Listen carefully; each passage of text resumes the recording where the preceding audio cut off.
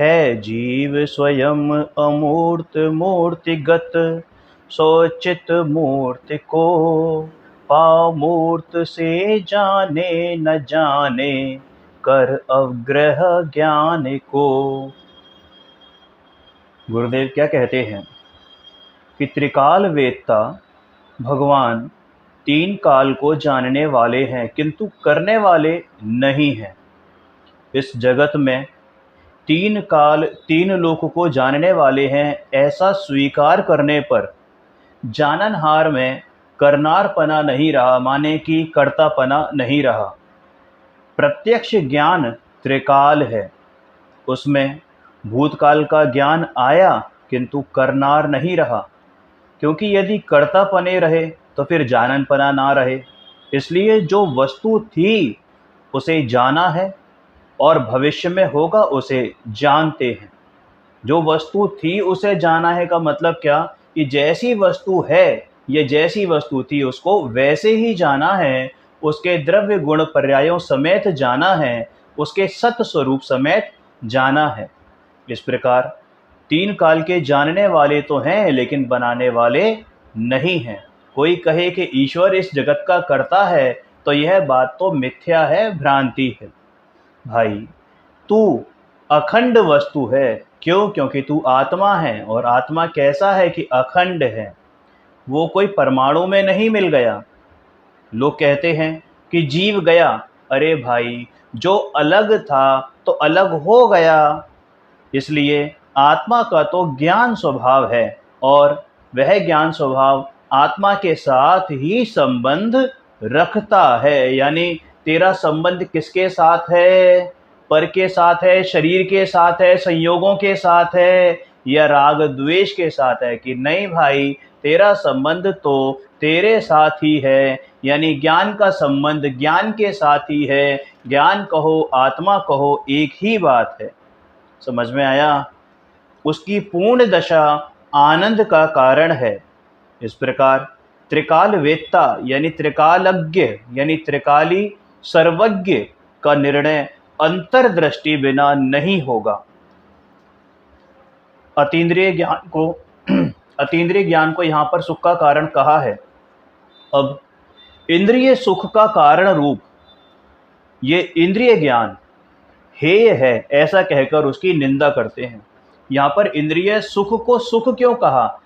सिर्फ कहने मात्र के लिए उसको सुख कहा, क्योंकि ऐसी ही जगत में मान्यता है कि इन इंद्रियों में सुख है, तो उसको बताने के लिए कहा है, ऐसे जीव को बताने के लिए कहा है कि भाई तू जिसे सुख कह रहा है ऐसा इंद्रिय सुख वास्तव में सुख नहीं है। वो कैसा है कि वो हे है, त्यागने रूप है, त्याज्य है, और उसका जो कारणभूत है, जो हेतु है, वो क्या है कि इंद्रिय ज्ञान है। इंद्रिय ज्ञान क्या? कि वो ज्ञान जो यानी वो तेरा ज्ञान जो तूने इंद्रियों में लगा रखा है, या इंद्रियों के विषय वस्तुओं में, इंद्रियों के विषय वस्तु में लगा रखा है, उसका निमित्त मानकर उसको तू अपना उनका कर्ता बन रहा है। ऐसा ज्ञान इंद्रिय ज्ञान वास्तव में त्यागने योग्य है। भाई तेरे में स्पर्श रस गंध वर्ण ऐसे गुण हैं क्या? कि नहीं। तुझे हालांकि मूर्त शरीर प्राप्त हुआ है ना, और मति ज्ञान से किसी पदार्थ को जानने की शुरुआत होने पर सबसे पहले क्या होता है कि अवग्रह होता है। क्योंकि मति ज्ञान कैसे जानता है, उसके स्टेप्स क्या हैं कि अवग्रह, इया, अवाय और धारणा, है ना, ऐसे क्रम से जानता है। सबसे पहले साधारण जानना होता है जिसे हम अवग्रह कहते हैं, फिर विचार करता है जिसे ईहा कहते हैं, फिर निर्णय होता है अवाय, और सबसे अंत में धारणा ज्ञान में वो बैठता है। यानी वो निर्णय अब तेरी स्मृति पटल पर अंकित हो गया, उसे धारणा कहते हैं। इस प्रकार मति ज्ञान क्रम पूर्वक जानता है। इंद्रियों से आत्मा को नहीं जान सकता, इसलिए इंद्रिय ज्ञान छोड़ने योग्य है। राग तो छोड़ने योग्य है ही, किंतु इंद्रिय ज्ञान भी छोड़ने योग्य है ही। इंद्रिय ज्ञान मूर्त इंद्रियों के, मूर्त यानी रूपी इंद्रियों के निमित्त से रूपी पदार्थों को जानता है।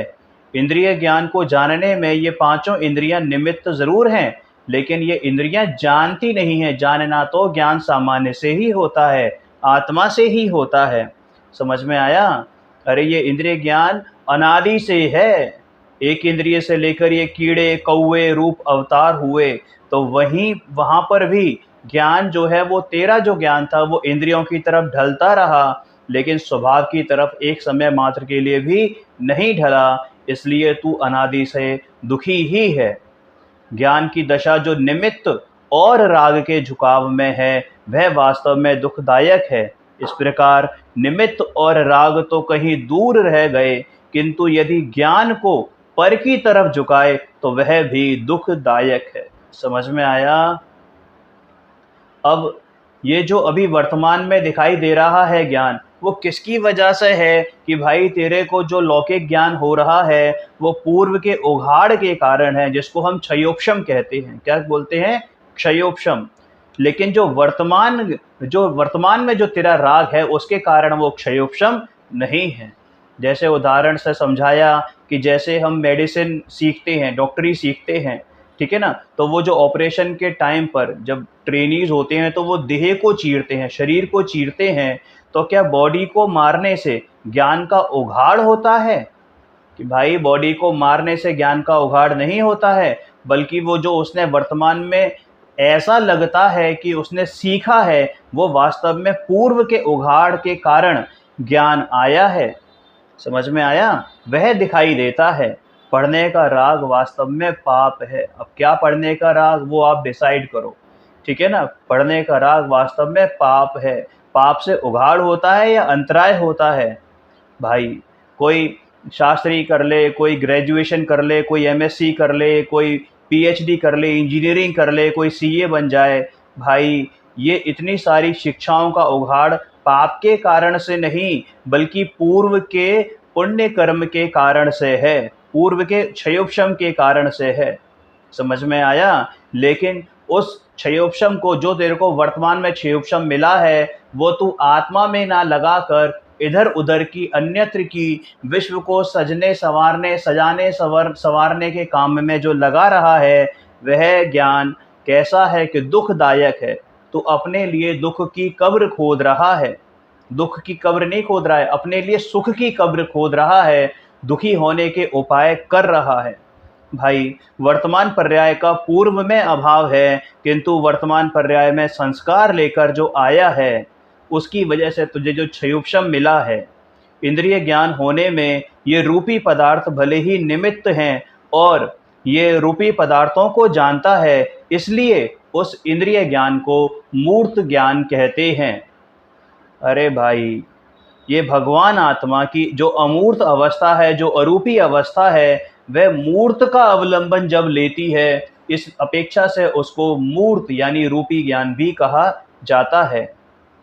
ज्ञान अपनी पूंजी होने पर भी मूर्त इंद्रियों की सापेक्षता रखकर क्रम से जानता है, इसलिए वह पराधीन है। इंद्रिय ज्ञान वाला जीव स्वयं अमूर्त है, फिर भी मूर्त पंचेंद्रियात्मक शरीर की प्राप्ति हुई है। स्वयं के कारण ज्ञान की पर्याय उत्पन्न होती है। उसमें शरीर भले ही निमित्त है, जानने की क्रिया में, धारणा में, है ना, शरीर निमित्त है, क्योंकि मति ज्ञान से हो रहा है ना, और मति ज्ञान इंद्रिय ज्ञान पूर्वक है, इंद्रिय ज्ञान और मन से। तो ऐसे मूर्त द्वारा मूर्त यानी रूपी द्वारा रूपी ऐसी स्पर्श आदि प्रधान वस्तु को जानता है, तो वह ज्ञान कैसा हो गया कि पराधीन हो गया। उस ज्ञान को मूर्त ज्ञान कहते हैं। भाई तेरा जो ज्ञान सामान्य है, तेरा जो स्वभाव है, स्वाभाविक ज्ञान है, ज्ञान स्वभाव है, वह तो अमूर्त ही है, अरूपी ही है। लेकिन अभी इसने मूर्त का अवलंबन ले रखा है, और यही ज्ञान सामान्य जब अमूर्त पर्याय अमूर्त का अवलंबन ले तो अमूर्त को जाने, और मूर्त का अवलंबन ले तो मूर्त को जाने। लेकिन ऐसा क्या है भाई, मूर्त को भी पूरी तरह नहीं जानती, और अगर अमूर्त का अवलंबन ले तो अमूर्त को भी जानेगी, और कालांतर में जाके समस्त मूर्त को भी जानेगी, समस्त मूर्त अमूर्त को भी जानेगी। भाई आत्मा के द्रव्य गुण पर्याय सब अरूपी ही हैं, लेकिन ज्ञान पर्याय निमित्त द्वारा मूर्त पदार्थ को जानती है। माने रूपी पदार्थ को जानती है फिर बाद में भूल जाती है। यानी ज्ञान कैसा है, क्षयोक्षम कैसा है ज्ञान का, कि कभी है तो कभी नहीं है। किसी ने आम लाने को कहा और रास्ते में चलते चलते ही भूल गया। इस प्रकार का ये ज्ञान है जो अवग्रह यह अवाय धारणा की सिद्धि के कारण कदाचित जानता है और कदाचित नहीं भी जानता है। अरे भाई, ज्ञान तो अमूर्त है, निमित्त मूर्त है, और जानने योग्य पदार्थ जो हैं, जो तेरे जानने में आ रहे हैं वो मूर्त हैं। और उसमें भी वो समस्त मूर्त पदार्थों को नहीं जानता, और वैसे भी स्वयं मतलब क्रम क्रम से जानता है, अपने क्रम क्रम से जानता है। तो दोनों तरफ से ही पराधीनता है। एक तो मात्र कुछ मूर्त को जाने, और उसमें भी वो क्रम क्रम से जाने, सबको एक साथ नहीं जाने। और सबको तो छोड़ो, दो पदार्थों को भी वो जो तेरा ज्ञान है, इंद्रिय ज्ञान, वो एक साथ नहीं जान सकता। कोई कहता है कि इसमें धर्म कहाँ आया, क्या आया, तो बताएं भाई, स्वयं का ज्ञान तो अमूर्त है। वह मूर्त के निमित्त और कितने ही मूर्त को क्रम से जानता है, जो वास्तव में दुख का कारण है, सुख का कारण नहीं है। भाई, तेरा तो ज्ञान स्वभाव है, वह इंद्रिय की अपेक्षा रखे, यह पराधीनता है।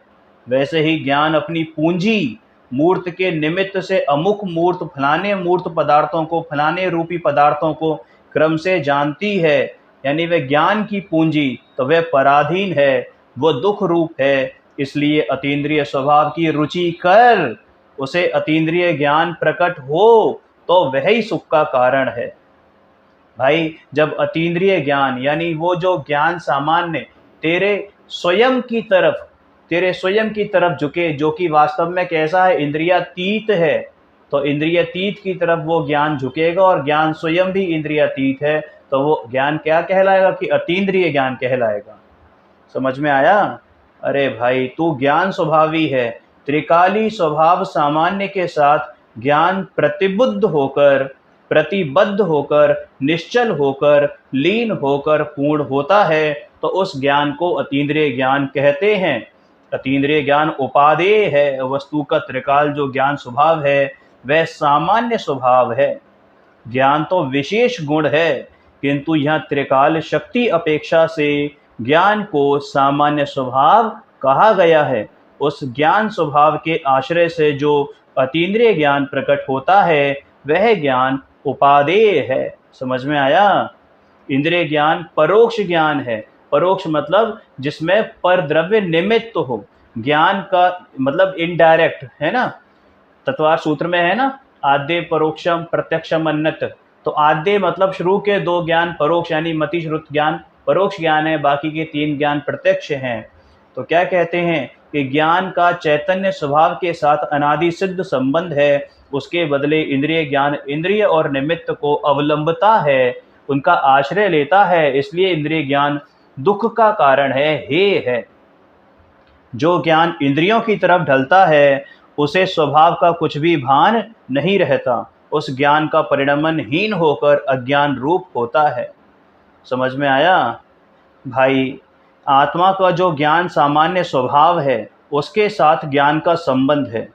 गुण का गुणी के साथ संबंध है। यहाँ गुण हुआ ज्ञान और गुणी हुई आत्मा, गुणी हुआ आत्मा।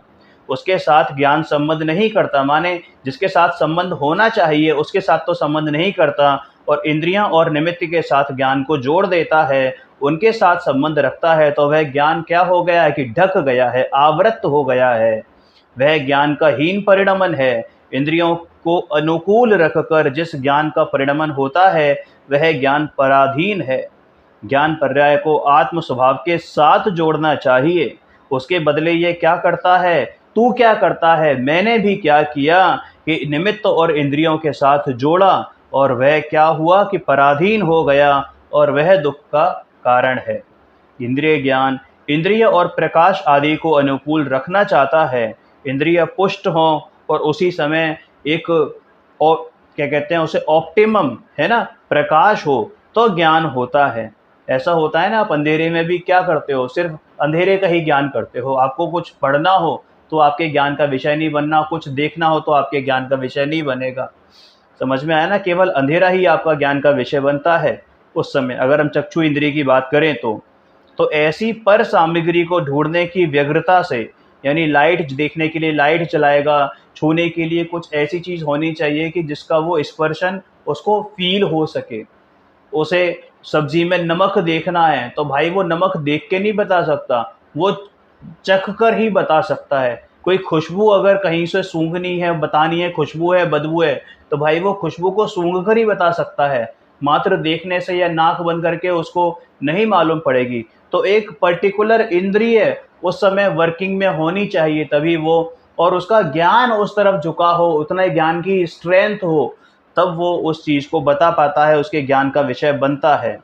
तो भाई ये तो कैसा हो गया कि ये वास्तव में पराधीन ही हो गया, और फिर वो क्या करता है, ऐसी पराधीनता से दुखी होता है और पर सामग्री को ढूंढने की व्यग्रता से अत्यंत चंचल, तरल, अस्थिर वर्तता हुआ, अनंत शक्ति से च्युत होने से अत्यंत विक्लव वर्तता हुआ, माते दुखी होता हुआ, महामोह मल्ल के जीवित होने से पर परिणति का, यानी कि पर को परिणमित करने का अभिप्राय करने पर भी पद पद पर, यानी कि हर स्टेप पर, हर जगह ठगाया जाता है, और परमार्थतः ये ज्ञान अज्ञान में ही गिने जाने योग्य है, इसलिए वह हे है। समझ में आया? ज्ञान आत्मा का धर्म है, ठीक है। तो आत्मा हुआ धर्म, धर्मी, और ज्ञान क्या हुआ? धर्म, ठीक है ना।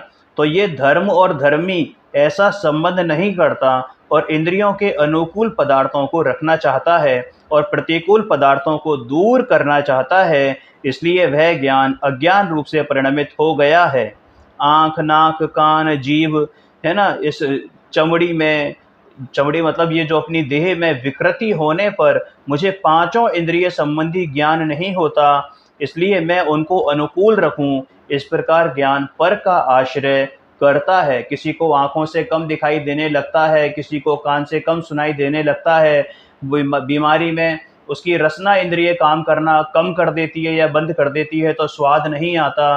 किसी को जुकाम होने पर या नाक बंद होने पर, साइनस होने पर खुशबू बदबू की पहचान नहीं होती। समझ में आया? किसी को डिस्लेक्सिया होने पर क्या होता है, या उसको भूलने की बीमारी होती है, ठीक है ना।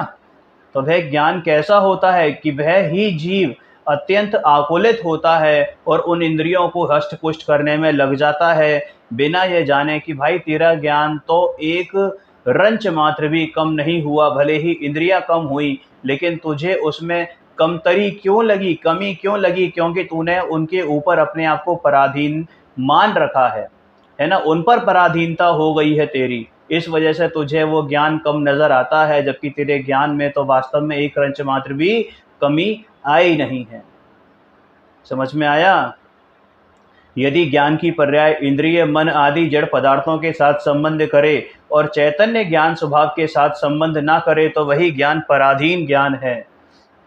ये अज्ञानी मूढ़ जीव क्या करता है कि अपनी पत्नी, बच्चे, पुत्र आदि को प्रसन्न करने का प्रयत्न करता है, किंतु चैतन्य ज्ञानानंद भगवान आत्मा जो उसी देह वाले में विराजमान है, उसको प्रसन्न करने का एक समय भी प्रयत्न, उसको प्रसन्न करने का एक समय भी पुरुषार्थ, उसको प्रसन्न करने का एक समय भी उद्यम नहीं करता है।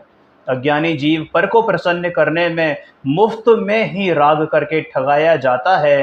अतः इंद्रिय ज्ञान की दृष्टि छोड़ और अतीन्द्रिय ज्ञान की दृष्टि कर, अतीन्द्रिय ज्ञान की तरफ दृष्टि कर, क्योंकि संयोग बदलेंगे नहीं, इसलिए तू अपनी दृष्टि बदल, और जिसकी दृष्टि बदलती है उसकी कालांतर में जाकर सृष्टि भी बदलती है, बदलती ही है। और अत्यंत अतीन्द्रिय शांति, अनाकुल शांति, निराकुल शांति प्रतीत हो की प्राप्ति होती है। समझ में आया? अब यहाँ दृष्टांत दिया कि जैसे एक फुंदर का सुंदर आकृति वाला गजरा हो, गजरा होता है ना बालों में लगाने का, तो उसे कोई हाथ में लेके मसल दे तो भाई उसकी कोई कीमत नहीं होती। उसी प्रकार इंद्रिय ज्ञान को इस महामोह मल्ल यानी मिथ्यात्व ने मसल डाला है, उसे उसने उस स्वाभाविक ज्ञान की कोई कीमत नहीं रहने दी। ये इंद्रिय ज्ञान अनुकूलता को ढूंढने का प्रयत्न करता है, जो मिथ्यात्व है वह ज्ञान पद पद पर पर्याय पर्याय में ठगाया जाता है ना। आत्मा वस्तु है, तू वस्तु है, जिसके साथ ज्ञान का अविनाभावी संबंध है, नित्य तादाद में संबंध है, और उसके साथ संबंध ना जोड़कर जिस घर में तू विराजता है, अरे उसी के साथ संबंध तूने तोड़ा हुआ है और पर घरों घरों में जाकर आश्रय मांगता है, तो भाई तू बिल्कुल वैसा ही है जैसे ना घर का ना घाट का। ये इंद्रिय ज्ञान भी कुछ ऐसा ही है कि वास्तव में ये ज्ञान तो तेरा ही था, लेकिन तूने इन इंद्रियों में रचा बसा लिया, उनके प्रति मोह, है ना, कर लिया। मोह राग द्वेष की बुद्धि तूने जो करी है, एकत्व ममत्व कर्तत्व और भोक्तृत्व की बुद्धि जो करी है उन इंद्रियों के रूप में और इंद्रियों के विषय में तू जो अटक रहा है, उसी के कारण तू अज्ञानी बन रहा है, मिथ्या दृष्टि बन रहा है और अज्ञान रूप परिणमित हो रहा है। इंद्रिय ज्ञान, इंद्रिय मन, इंद्रिय ज्ञान क्या है कि इंद्रियां, मन और प्रकाश आदि के साथ संबंध रखकर पर में फेरफार करना चाहता है, वास्तव में वह अज्ञान है, इसलिए त्याज्य है, हेय है। प्रकाश बाहर में विधिवत हो तो आंख को अनुकूलता भी चाहिए, है ना। ये मतलब लगाता है ना, बॉडी पर लगाता है, बालों में लगाता है, ब्राह्मी आंवला तेल, परफ्यूम लगा लिया, टेलकम पाउडर लगा लिया, खूब सज संवर लिए, है ना, खूब डियो वगैरह लगा लिया, ठंडे आदि पदार्थ मिले तो मन को ठंडक मिलती है, कोल्ड ड्रिंक पी ली, ठंडाई पी ली, उससे क्या होता है कि साहब सुबह सुबह बादाम खाने से आपकी याददाश्त तेज होती है। कहते हैं ना, मम्मी कहती हैं, क्या कहती हैं मम्मी सुबह उठकर कि भाई बादाम खाया करो, याददाश्त तेज होगी। सुबह सुबह रात के भीगे हुए बादाम खिलाती हैं तो किस लिए, कि मेमोरी तेज करने के लिए। तो भाई उससे मेमोरी तेज नहीं होती। भाई ज्ञान का उघाड़ तेरा जो वर्तमान में तेरा क्षयोपशम है वो पूर्व के कारण है, आज के कारण नहीं है, वर्तमान के राग के कारण नहीं है। समझ में आया भाई। ज्ञान सामान्य तो तेरे में अभी के अभी विद्यमान है, और जितना भी विद्यमान है उतना सफिशिएंट है कि तू अपना आत्महित कर सके, लेकिन फिर भी तू पर पदार्थों में बुद्धि करके, कर्तत्व बुद्धि करके, भोक्ता बुद्धि करके, अहमपना करके, ममत्व करके उन्हीं में अटक रहा है। पर के साथ संबंध करने पर तेरा ये ज्ञान जो है, ज्ञान सामान्य कैसा हो रहा है कि आवृत हो रहा है और अज्ञान रूप से परिणमित हो रहा है। समझ में आया, यानी क्षयोपशम कम होता जा रहा है। या क्या कहें अधिक कि शास्त्र आदि का अवलंबन लेकर ज्ञान करना चाहे तो वह भी ज्ञान मिथ्या ही है। ये बादाम पिस्ता दूध आदि अनुकूल मिले तो ज्ञान का विकास होता है, तो भाई बुद्धि भी, तो ये जो ज्ञान का विकास है इस प्रकार का ज्ञान का विकास नहीं होता, क्योंकि ये तो अज्ञान है। भाई ज्ञान का संबंध तो आत्मा के साथ है। कैसा संबंध है? धर्म धर्मी का, गुण गुणी का, अंश अंशी का संबंध है। उसके और तो और नित्य तादाद में संबंध है। ज्ञान कहो आत्मा कहो एक ही बात है। और तू उसके बदले क्या कर रहा है कि निमित्त के साथ संबंध करता है, इसलिए वह मिथ्या है, अज्ञान है। वह अज्ञानी जीव पद पद पर पर्याय पर्याय में ठगाया जाता है। ज्ञान के विकास के लिए, अरे तुझे जहाँ जाना था, अपने चैतन्य सदन में जाना था, अपने चैतन्य सामान्य स्वभाव के साथ संबंध करना था, उसके बदले तूने इंद्रियां, मन, प्रकाश, शास्त्र आदि के साथ संबंध करके उनके आश्रय से ज्ञान का विकास तू जो करना चाहता है, इसलिए वह ज्ञान अज्ञान है, क्योंकि यह ज्ञान पराधीन होने से तेरा ज्ञान नहीं है। अरे भाई तू उसमें आवृत हो, तेरा जो ज्ञान है उसमें आवृत हो गया है। आवृत माने ढक गया है, यानी कि उसका उघाड़ कम होता जा रहा है, जिससे ज्ञान दशा तेरी पर्याय पर्याय में ठगी जाती है ना। हम पूरा वर्ल्ड टूर कर लें, टूरिस्ट बन के जाएं, स्विट्ज़रलैंड घूम लें, यूरोप घूम लें, अमेरिका घूम लें, कनाडा घूम लें, है ना, बाली चले जाएं, इंडोनेशिया चले जाएं, सिंगापुर मलेशिया चले जाएं, दुबई चले जाएं भाई, या फिर बहुत से शास्त्र पढ़ लें। समझ में आया ना। घाट घाट का पानी पिएं, तीर्थ यात्रा करें तो ज्ञान का विकास होगा। भाई ये बहुत बड़ी गलत फहमी है तेरी। शब्दों का झंकार चालू रहे तो ज्ञान का संस्कार रहे और वे शब्द याद रहें, तो ऐसी मान्यता में ये तेरा ज्ञान जो है पद पद पर ठगाया जाता है। ज्ञान का संबंध तो तेरी अरूपी आत्मा के साथ है, और उसके बदले तूने क्या कर रखा है कि रूपी इंद्रियों आदि के साथ संबंध कर लिया है। समझ में आया। ये तो बिल्कुल वैसे ही है कि दुश्मन के बोल को मस्तक चढ़ाने जैसा है। माने दुश्मन को मस्तक चढ़ाने जैसा का मतलब क्या है कि दुश्मन की चौखट पे जाके अपना सिर पटकने जैसा है। समझ में आया। भाई कोई ये मानता है कि नहाने से शरीर में स्फूर्ति आती है, शरीर में स्फूर्ति आती है और ज्ञान में ताजगी आती है, ज्ञान विकसित होता है, तो हमारे अरिहंत भगवान जो सशरीरी होने के बावजूद भी सीमंदर स्वामी करोड़ों वर्ष तक अस्नान वाली अवस्था में हैं। हमारे मुनिराज वर्षों वर्षों तक, लाखों लाखों वर्षों तक अस्नान वाली अवस्था में रहे, और आज भी हजारों हजारों, सैकड़ों सैकड़ों, बीसियों बीसियों सालों तक, जब तक समाधि मरण नहीं होता तब तक अस्नान वाली अवस्था में रहते हैं। तो क्या उनके ज्ञान में कमी आ गई है, या ज्ञान उनका बासी हो गया है? समझ में आया? और आज भी उनके शरीर में इतनी स्फूर्ति है कि एक 25 साल का जो लड़का है गृहस्थ में, और एक 55 और 65 साल के जो मुनिराज हैं, उन मुनिराज में स्फूर्ति ज़्यादा मिलती है। समझ में आया? तो भाई कोई ये माने कि इन फलानी चीज़ों से, दिमागी चीज़ों से, अमुक चीज़ों से शरीर में स्फूर्ति आएगी, ज्ञान का विकास होगा, तो यह तो मिथ्या मान्यता है। क्षण क्षण में ज्ञान स्वभावी आत्मा के साथ संबंध रखने वाला ज्ञान स्वाधीन है, वह सुख का कारण है। और वही ज्ञान, जो ज्ञान स्वभावी आत्मा के साथ संबंध रखता है, वह ज्ञान पद पद पर ठगाया नहीं जाता, बल्कि पद पद पर डग भरता हुआ, अय है मदमस्त हाथी की तरह नहीं, बल्कि राजा की तरह राज करता है, चक्रवर्ती की तरह सीना तान कर चलता है, और अपूर्व शांति का कारण होता है। समझ में आया? इंद्रियां एक सी रहें माने व्यवस्थित रहें तो अनुकूल हों, और एक सी नहीं हो यानी कि अव्यवस्थित हो तो ज्ञान का विकास नहीं होगा। इस प्रकार तू पर में फेरफार करने की बुद्धि करता है। इस अज्ञान का कारण तेरा स्वयं का अपराध है, जो तू कर रहा है अनादि काल से, क्योंकि स्वयं सही दृष्टि करता नहीं है। इसलिए इंद्रिय ज्ञान जो वास्तव में तेरा ज्ञान था, तूने उसको नाम दे दिया इंद्रिय ज्ञान, जो तेरा ही ज्ञान था। इस कारण क्या है कि वो ज्ञान ठगाया जाता है। लेकिन किसी कर्म के कारण से कोई कहे कि साहब कर्म का उदय ऐसा है कि आंखें बंद हो गई, कान ने सुनना कम कर दिया, ये कर्म का उदय ऐसा है कि अरे कोरोना हो गया तो हम मंदिर नहीं जा पा रहे हैं, शास्त्र नहीं छू पा रहे हैं, घर में सूतक सोवड़ हो गई है, तो ये कर्म का उदय ऐसा है। हमें हमारा मोबाइल ख़राब हो गया तो हम जूम पर स्वाध्याय नहीं कर पा रहे, हम उपदेश नहीं सुन पा रहे, हम प्रवचन नहीं सुन पा रहे, हमारे कर्म का उदय ऐसा है। हद, ये कर्म का उदय है। अरे भाई ये कर्म के उदय के कारण नहीं है, तेरी ही कमी के कारण है, तेरी अरुचि के कारण है। रुचि हो तो फिर जंगल में भी भगवान नजर आते हैं। समझ में आया?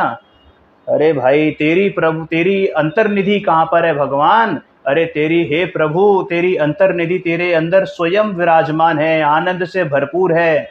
समझ में आया? उसे ना देखकर तू ये मानता है कि यदि मैं इंद्रियां, मन और प्रकाश आदि को अनुकूल रख लूं तो ज्ञान का विकास हो जाए, जिससे वह पर को देखने में निरंतर सावधानी बरतता है। सावधानी रखता है का मतलब क्या? कि हमेशा अटेंटिव रहता है कि यहाँ पर तो मेरी निगाह से ओझल होना ही नहीं चाहिए। मैं घर बनाऊं, मैं दुकान बनाऊं, मैं खूब रुपया पैसा कमाऊं, मैं अपने बीवी बच्चों को खुश रखूं, अपने माँ बाप की भरपूर सेवा करूं, और कोई मैच मुझसे मिस ना हो जाए, कोई सीरियल मुझसे मिस ना हो जाए, कोई यूट्यूब शॉर्ट्स मुझसे मिस ना हो जाए, कोई वेब सीरीज़ मुझसे मिस ना हो जाए, कोई कपड़ा मुझसे मिस ना हो जाए। भाई तो उन्हीं में अटका रहता है और पराधीन बनता रहता है, क्योंकि तूने पर द्रव्यों में, पर भावों में अपने सुख को छोड़ दिया है, झोंक दिया है। तू ये भूल गया कि मैं तो स्वयं चैतन्य स्वभावी भगवान आत्मा हूँ, और उसे भूलकर तू क्या हो गया है कि जिस क्षेत्र में तुझे अनुकूलता भासित होती है वहाँ तू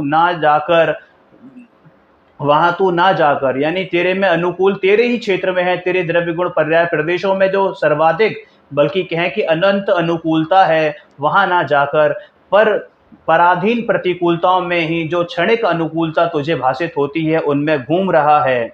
भाई उसे भूलकर तू क्या कर रहा है कि तेरे को जो क्षेत्र अनुकूल भासित होते हैं, तू क्या समझता है कि वहाँ पर ज्ञान का विकास होता है। इंद्रियां बराबर रहें, ठीक रहें, तो तेरा ज्ञान बना रहेगा। ऐसा ये मिथ्या दृष्टि अज्ञानी जीव जानता है, मानता है, जानता नहीं है बल्कि मानता है।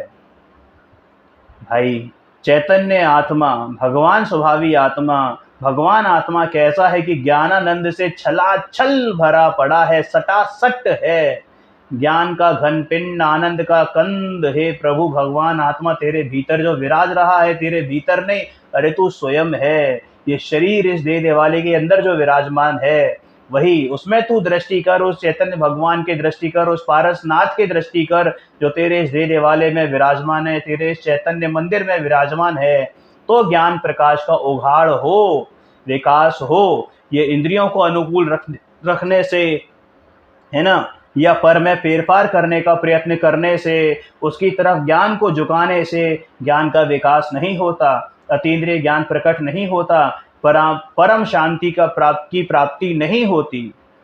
भाई अपने स्वभाव की महिमा करे और इंद्रियां, मन, प्रकाश आदि के साथ संबंध रखने वाले मूर्त ज्ञान की महिमा छोड़े तो शांति मिलती है। ये पर्यायवान की पर्याय है, वह ज्ञान की पर्याय ज्ञानवान आत्मा में से आती है, वहीं से प्रकट होती है। उसके बदले ये निमित्त में से ये ज्ञान पर्याय प्रकट करना चाहे तो वह तो घोर मिथ्यात्व है, अज्ञान है, महापाप है।